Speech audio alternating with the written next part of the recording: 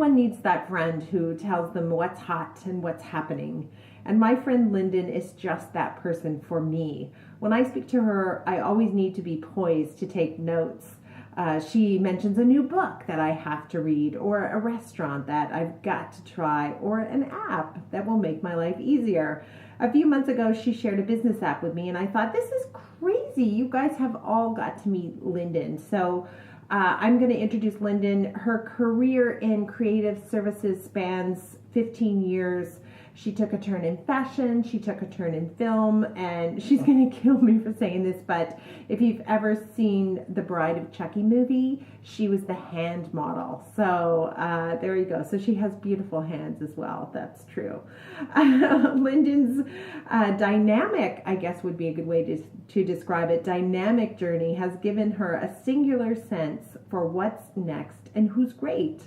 And she currently leads the creative team at Heuristic Branding, and that might sound familiar because her partner in business and in life, Bruce Philp, has been on the show twice to great success and is in much demand. So now you've met both of the dynamic duo of Heuristic Branding.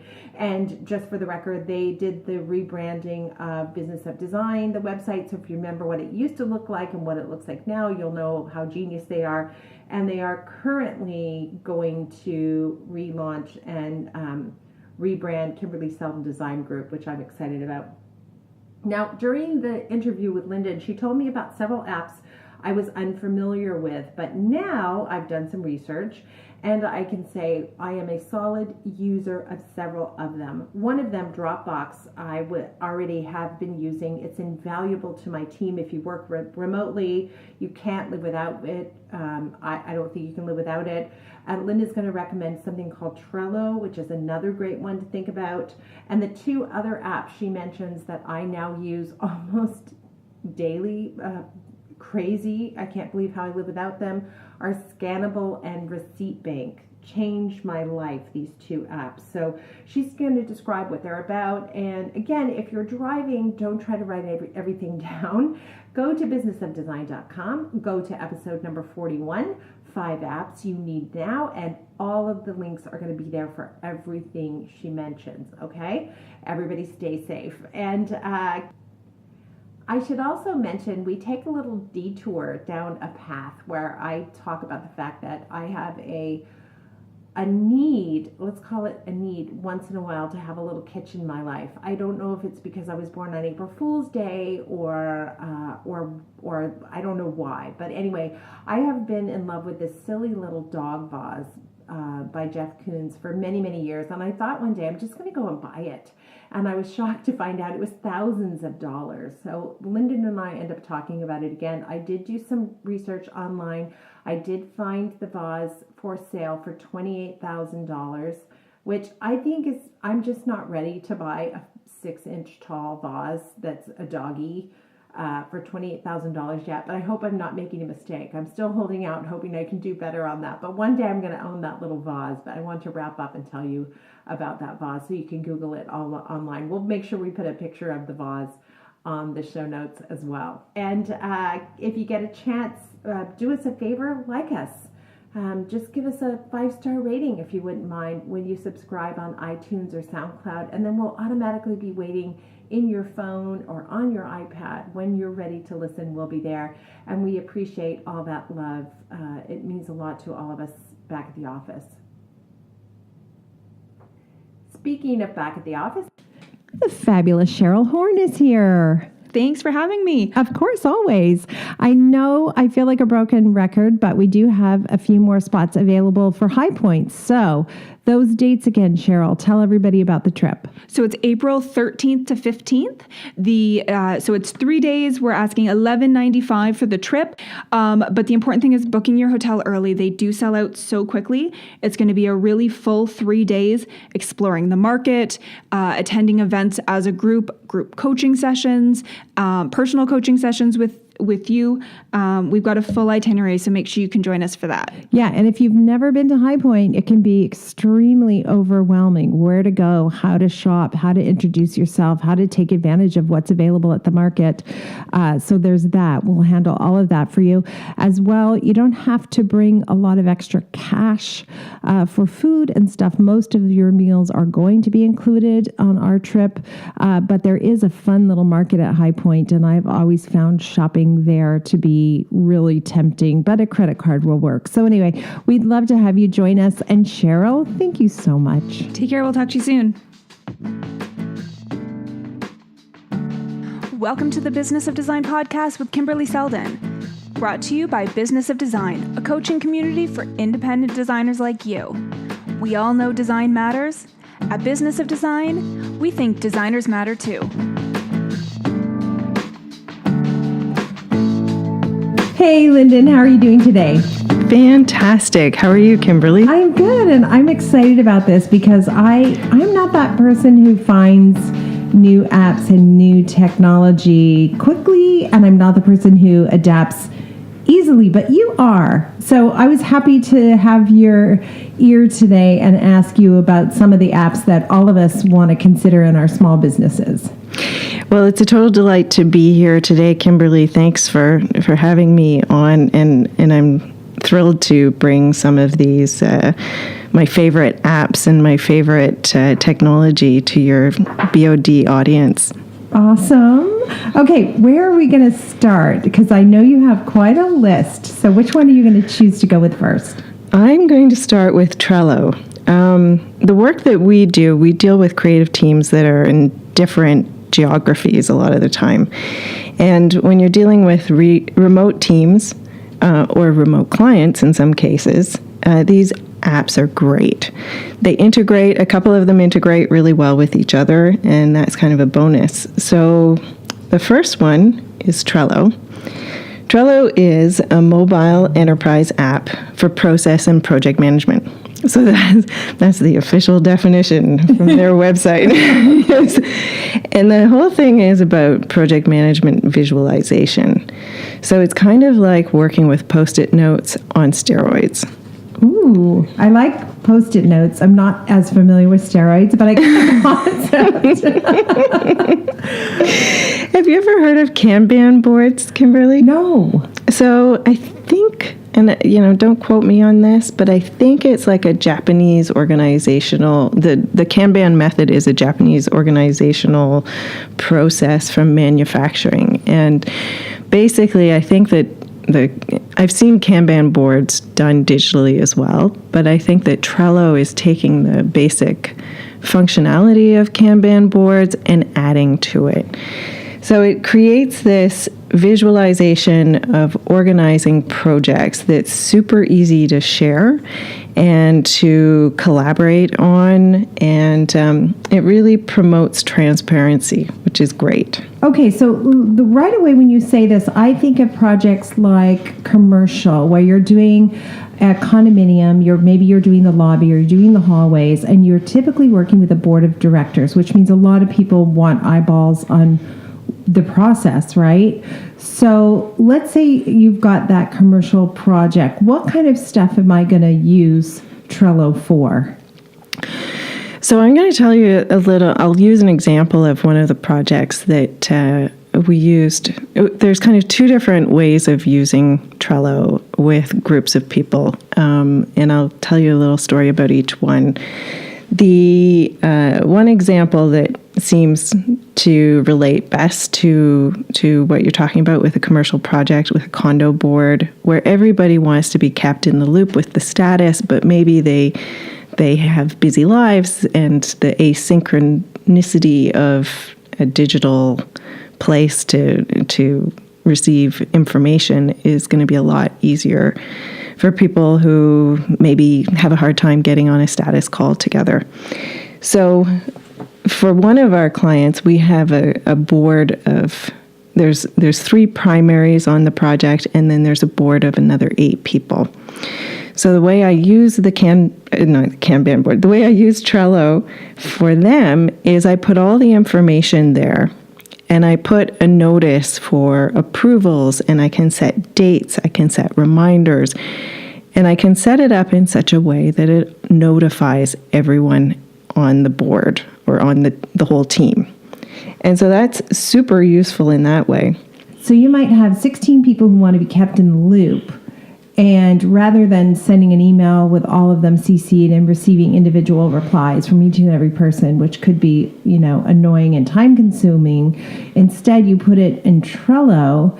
They get a notification through Trello, and then they have the opportunity to go to the site and see the progress and the status, what's happening next and when it's happening. Precisely. Mm-hmm. And the visualization is just, I find it a lot more user-friendly than the way an email would work. Mm-hmm. Like an email, you kind of have to dig through and you see like, oh, that person commented there on that date, but then this other person, it's not always, for some reason they don't always come up in an organized fashion on my screen.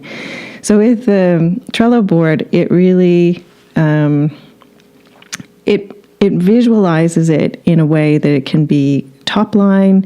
You can open them up and see all the details. You can see all the discussions. You can see it all based on timelines. And you can see who said what. And then you can archive it and you can go back to it whenever you need to. Mm-hmm. So, and this shared content in this particular visualized way really, really promotes transparency. And people get to, if somebody has a great idea, everybody sees it at the same time. Right, so you can post an image. My favorite part of it, I got a little excited when I saw that there's a to-do list.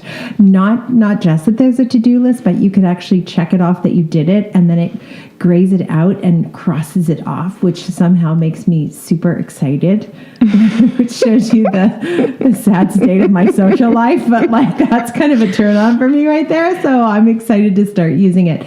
So Trello.com. Yes. And even within that to-do list, you can assign certain people a task. So as a way of managing your team, you can make sure that a particular person is going to do it and check that box. Okay, so at a personal level too, you could even do a honey-do list. Precisely. I do. My husband would like that very much. I do use it. I use it for managing all my projects as a sort of a central place to see what the status of everything is and what projects and what's next and what timelines are coming up, etc. The other nice use of Trello is if you have an internal team that you're trying to manage. It's a way of putting everything in one place. So when I thought about your audience, I thought, if I was trying to do someone's house, this would give me a way of organizing all the different rooms. It would give me a way, if you had suppliers who were fairly tech savvy and could update things themselves, you could keep it as an internal document as well. That's really cool. And I know it will also integrate with Dropbox, which we use for storage. So that's Trello. Are you a fan as well of Dropbox, or is that too old school? Oh, you've gone to my next one. Oh, okay, yay! I love both Dropbox and Box. I personally started on Box instead of Dropbox. I think the difference is, and this is my sort of sense of it. It's not of my formal endorsement of one over the other, but I think that Box.com came from an enterprise background and has become more consumer-centric, where I think Dropbox started really more primarily as a consumer product and has become more corporate. So they're both great. And both of them are a fantastic place to store files. So if you're on the go and you need to be able to access something, especially larger files, to be able to access something on the go remotely, share it with someone easily, just sending them a link so they can click on that link and they don't have to necessarily download a giant file to their phone or their tablet. So when you're on the road, you can access documents that you need and they're safe. The thing that's really great about Box and Dropbox, especially with the integration of Trello and organizing everything in one place, if somebody from your team leaves and goes on a mat leave or goes to a competitor or something like that, you have the history of all the project, you have all the files in really neat, organized space. Right, precisely. The thing too that I love about Dropbox now, I think we've upgraded so we have a bit more data storage, but it's very affordable. There's a free version that most people will be fine with. But AutoCAD files are really large, and some of the images that we have, professional photography for our website and projects, etc., those are quite large, and we keep it all in one place, which is really amazing. And you can also, when we get an architect to help us on a job, I can send them to my Dropbox folder. Here are the drawings we have so far for the Goldberg farmhouse. Take whatever you need, and please provide us with the roof details and the sections of the staircase, etc. Yeah, it's exactly the same for us. We can share it easily with clients, with partners or suppliers or vendors. It's a really, really useful tool. Very cool. Okay, so Dropbox or Box, either one, working with Trello. Let's see, what do you have up your sleeve next? Have you ever heard of Scannable? No, it's not. It sounds like Hannibal, a scary movie. It's nothing to do with that, is it? I can't watch that kind of stuff. It scares me. No, Scannable is basically a scanning app. Scannable recently was purchased. I don't know, maybe not recently, but at some point in the not too distant past, was purchased by Evernote, and it was introduced to us by Jen, our fabulous real estate agent in Toronto. And it's perfect for dealing with paper, converting paper to a digital form. So basically you use Scannable and you take a contract, or you can take a picture of a business card. You can photograph any document and it will convert it to a PDF. It'll combine pages easily, and then you send it, and it's not a giant JPEG file. Okay, so the difference is, because you could take a picture with your phone, but when I take a picture of a document with my phone, it's a JPEG file, which can be manipulated, and sometimes it's fuzzy, and sometimes the page is a little crooked.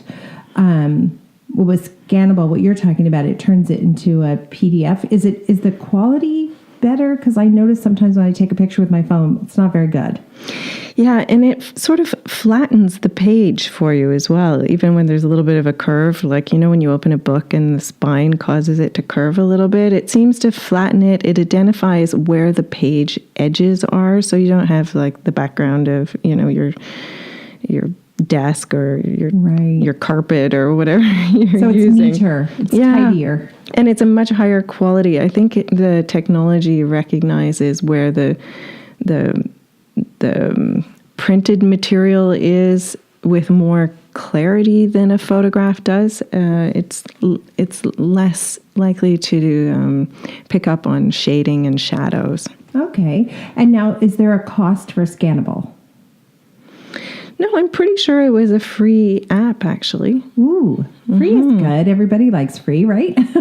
It's really... Okay, I can see using that right away. Like, that sounds like it's pretty user-friendly. I'm just going to jump on board. And you know what else it is? Like, our fabulous loft in the city. We don't have room in any of the corners there to have a big, ugly scanner sitting there. So it's a perfect, very easy way to kind of feel like you have an office wherever you are. Okay, I like that. Okay, and that's another reason I like Dropbox, because I'm going back and forth between Toronto and Santa Monica, and I have all my files wherever I am. It doesn't matter. So that's another good reason to get yourself hooked up like that if you want to be more flexible. Yeah. Okay. So that was, I think that was number 3, Scannable. What's number 4? So this is a really practical one, but one of my favorite ones is Receipt Bank. Ooh. So Receipt Bank helps you to track financial transactions instantly without having to input the data manually. It extracts and organizes key information from clients' receipts or from invoices and from expenses. So as you go through your day, you're just constantly staying on top of your bookkeeping, which I love. Every time we would have to file HST, I would spend 12 to 15 hours working on something like this. So every quarter it would take a lot of time to get everything organized for the bookkeeper to be able to use it.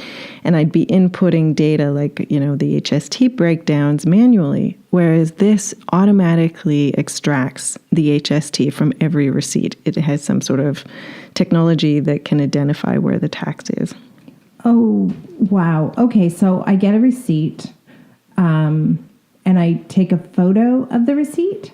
Yeah, basically there's a kind of a camera within the app that you use, and it can either take a photograph of one receipt or multiple receipts, and then it sends it. You can also tag the receipts with a particular job so that you can separate as you go if you want to categorize them for a particular client, or if it's a business expense, or if it's office, or if it's parking, or whatever it is. That's you can and if you have a receipt that you get, like for example from Google or from Apple, you can just email that receipt to your email address for your receipts, and it automatically categorizes it as well. Oh, wow. So in other words, I don't have to type in that it came from Apple, but I can say that it goes to my client Smith. Exactly. Ooh. Exactly. And the other nice thing about Receipt Bank is it integrates really well with a lot of different software for accounting. So like QuickBooks or Xero or FreshBooks, and I think there's probably 12 different ones that they list on their website. But all the main sort of cloud accounting software works really well with it. So you just can click through and it will kind of automatically reconcile it with your bank account. Ooh, okay. Well, I'm at the moment, I'm annoyed with QuickBooks. They did something that I think is really horrible, although I've been happy with the product. I have to be honest. I have been happy with the product up till now, but they sent me a little, okay, I'm ranting here. This has nothing to do with the Business of Design podcast, but Lynn is my friend, so she'll listen. So they send this little thing like, try this upgrade for QuickBooks Online. And it's on sale, so, give it a try. So I did. I tried it for 3 months at half price, and I thought, I don't need it. I was doing fine with the previous version. I don't want to pay the extra money. Well, guess what? There is no way to downgrade. Ooh. So now I'm paying double for stuff that I don't want after they proposed it to me as you should try this. There's no try. There's commit, and now they have me hostage. They're saying if I want to downgrade, I basically have to dump all my existing data and start over. And I've been a member for like 10 years. That doesn't seem right to me. I would push on that. I think that they might see the error in their ways. That's just bad business practice. Anyway, okay, so I digress. I'm going to get back in line here. And I'm going to tell you that Receipt Bank is super exciting to me because at the end of a week, I look over behind my desk and there's a stack of receipts and my eyes are just like rolling back in my head. Some are Canadian, some are US, and I have to figure it out. And there's 2 different tax systems, and it's kind of a nightmare. So actually, this one is really, really exciting to me. So I will try this one out immediately. Thank you. You're very welcome. And then the next, I actually have 2, but they're kind of similar, or at least connected in a way. They're both art related, and these are not something that I get to use very often in my business, but I thought it might be something that your audience would enjoy using. So, and I just enjoy it visually and personally. I think they're great. So the first one is called Paddle 8. Paddle 8 is basically a modern day art and collector's auction online. Ooh. Oh, you mean like like you're at an auction? It's like when you bid, you're holding up a paddle. So PADDLE. Yeah, exactly. Oh, okay. Wow. Yeah. And basically, individual collectors can sign their work to sell at auction or via private sale through this online platform, Paddle 8. You can find paintings, prints, photographs, sculptures, all sorts of really interesting things. Ooh, I have 2 things I am coveting and I want, but they're kind of both outside of my price point at the moment. So I'm going to go and I can look, for example, like I want a painting by Charles Pachter. I can go online and I can search his name, and if he has something there, I can bid for it online. Totally.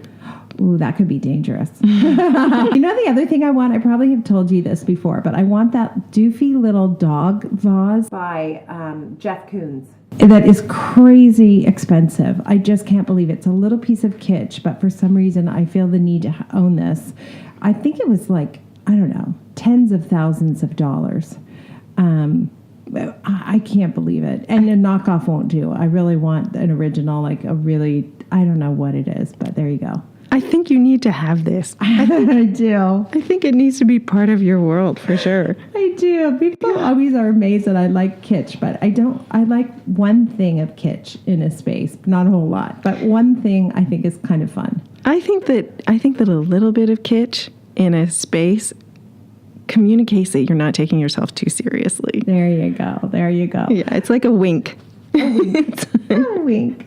So the thing that I thought was cool about Paddle 8 potentially for your audience and for their clients is that it could be a great resource for finding that perfect piece for in a room, but it also could be useful, and I'm speculating, that if somebody's going from a really classic house and they've sold their house and they've got this beautiful art collection and they want to move into a condo and they just want to reinvent themselves for whatever reason and they want to go all modern, this is a way that you could either show them how to do themselves, or if you had a big enough team, maybe you could help do it.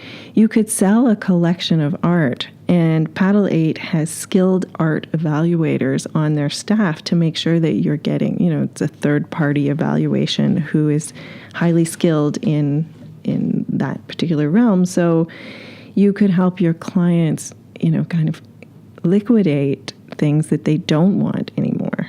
Wow, that's great, because often people have lived with something a long time, they love it, but they're ready to let go of it by the time you're doing a big renovation. Exactly. So that's a great resource. Wow, yeah. That's amazing. Yeah. The other one that I thought was cool in the art world is an app called Sacchi Art.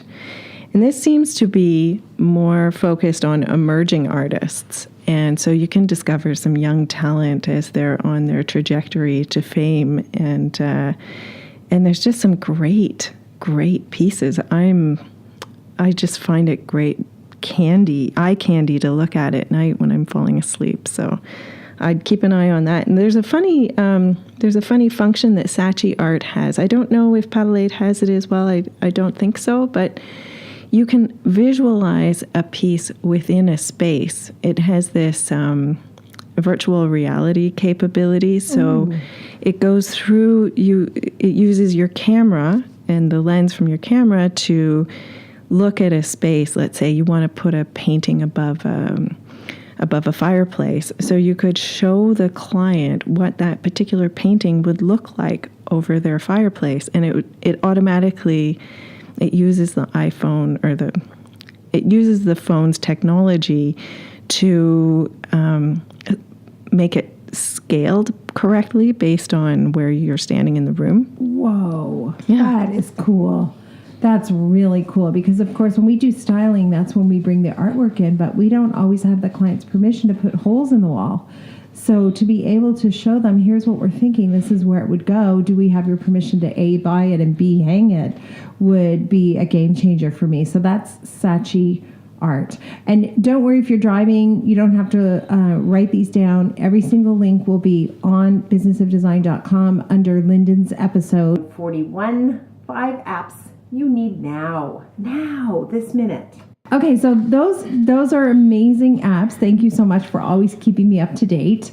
And we do like to end the episode with design intervention, which is exactly what it sounds like. We're all busy entrepreneurs running our businesses independently, and we could all use a little design intervention from time to time. So what do you have that you think might be helpful to everyone listening? Well, there was something that I had overheard you talking about with Bruce previously, and it had to do with contracts. Is that right? I don't remember if that's correct or not. So Bruce was on the podcast twice. Okay, go ahead. Yeah, probably. I think I heard you talking about contracts at one point, and I just wanted to tell a quick story about a project where we were hiring an interior design company to do a commercial space. And there were 3 companies in the final bid. At the end, it really came down to 2 particular companies. And both of them had everyone's confidence that they would do a great job. One had a very clear kind of simple language proposal, seemed to be, the business equivalent of having their heart on a sleeve. And the other one had all this legalese and caveats and kind of, if you do this, then we're going to bill extra here. And if you do this, we're going to bill extra there. And then this is an additional fee, and beware of this because in this context, this. And ultimately, everything that you do is a communication. And it reveals something about who you are. Mm-hmm. And so, well, I could have imagined myself working at that place and saying to believing that this was a really professional kind of proposal, and it kind of was transparent and put everything out there. The effect it had on the people making the decision of who was going to get hired was that they didn't trust people. Wow. So I love our contracts because it's really simple language. We are absolutely transparent, but we don't use extremely formal language in it. It's really pretty user friendly. So bottom line, everybody, if you're not sure what a sentence means in your contract, get it out of your contract. And if there's a way to make it as simple as possible so the clients feel comfortable with not just the language, but the process, you're going to be ahead of the game. Right? Exactly. And if you make someone feel defensive, that's never a win situation. Never. Okay. Awesome. Thank you so much. I want to take a look at your contract, by the way. Maybe there's something we can steal from Heuristic's contract. Any tips for us on a favorite customer or a least favorite customer? Any experiences you've had with either of those that you could add something for us? Oh, geez. Least favorite. Well, we won't name names, will we? No, absolutely we won't. I think that there's in our business, we deal with strategy, and we really are vigilant about sticking to strategy. And strategy is, it guides all the decisions that we make. So when a client says, well, but I like something better. I like, the word like seems like a real problem for us because it's, sure, I like all kinds of things. I like butterflies and I like roses, but it doesn't mean that it's the right thing to do for, let's say, for a packaging client or something. Right. So really being strict about the sort of the parameters helps us to create something that's coherent, and it also helps us to manage our clients because you have a lot of people who like different things, and they all have an opinion about what they like, or what their husband likes, or what their wife likes, or their next door neighbor likes, and suddenly it's really all up for grabs. So having I guess that's saying being vigilant about a strategy or a creative brief versus just liking things. That is so good. And it's great to keep in mind, too, for those customers who want to go shopping with you. Because you take them shopping and they're going to find a ton of things they like. And then you're going to have to be in a position where you say, that's great, I like that too, but it doesn't fit here. That isn't our strategy. That isn't our mandate. That isn't what we've agreed we wanted to accomplish, which is not always easy for us to do. But it's interesting to hear that, of course, that also applies to other businesses like branding. So we're not alone out there, guys. Everybody's having to make these same sorts of firm decisions on behalf of clients and then keep clients on track. That's most of what I do, is keep clients on track. And Lindan, thank you for keeping me on track with apps. I would be lost without you, my love. Oh my goodness. It's a delight. Absolutely a treat. Always fun to talk to you. Thanks so much, Kimberly. Thank you.